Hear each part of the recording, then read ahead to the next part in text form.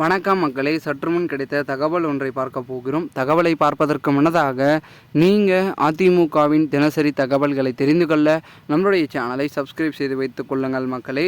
தற்பொழுது அதிமுகவில் மீண்டும் கருத்து வேறுபாடா என்று கேட்டீர்கள் என்றால் ஆமாம், கருத்து வேறுபாடுகள் என்பது தற்பொழுது அதிமுகவில் நிலவி வருகிறது, அதிகமாகவே நிலவி வருகிறது.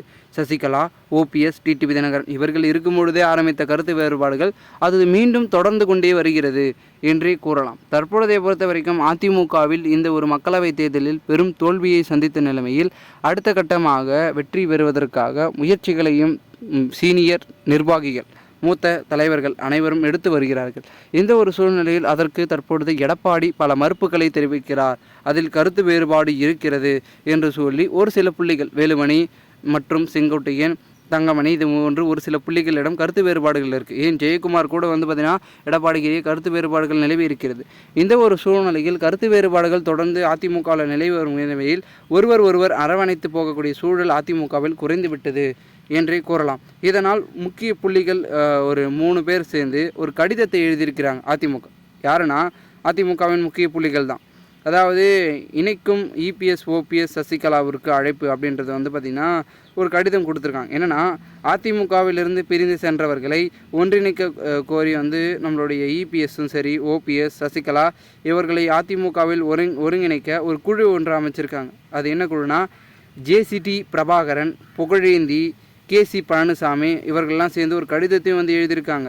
அதில் என்ன சொல்லியிருக்காங்கன்னா, மறப்போம் மன்னிப்போம் என்ற தத்துவத்தை மனதில் கொண்டு அதிமுக தலைவர்கள் ஒன்றுபட வேண்டும் அப்படின்றத குறிப்பிட்டிருக்காங்க. இது மட்டும் இல்லாமல் அனைவரும் ஒன்றிணைந்து செயல்பட்டு மீண்டும் அதிமுக கட்சிக்கு வர வேண்டும் என்பதே அதிமுகவின் தொண்டர்களின் எண்ணம் என அவர்கள் மூவரும் தெரிவிச்சிருக்காங்க.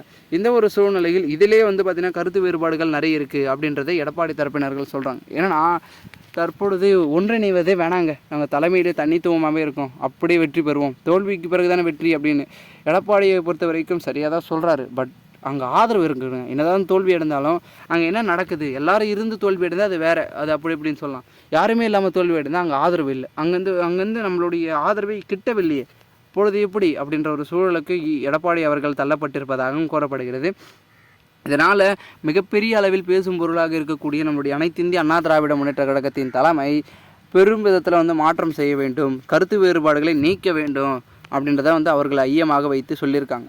ஸோ இதையெல்லாம் வைத்து பார்த்தால் எடப்பாடியின் நிலை என்னவாக போகிறது, அடுத்து என்ன பண்ண போகிறார்கள் என்ற ஒரு மாற்றம் முன்னெடுப்பு அதிமுகவின் தலைமைக்குள் ஏற்படுமா அப்படின்றது அனைவர் மத்தியிலும் பார்த்திங்கன்னா பேசும் பொருளாக மாறி இருக்கிறது.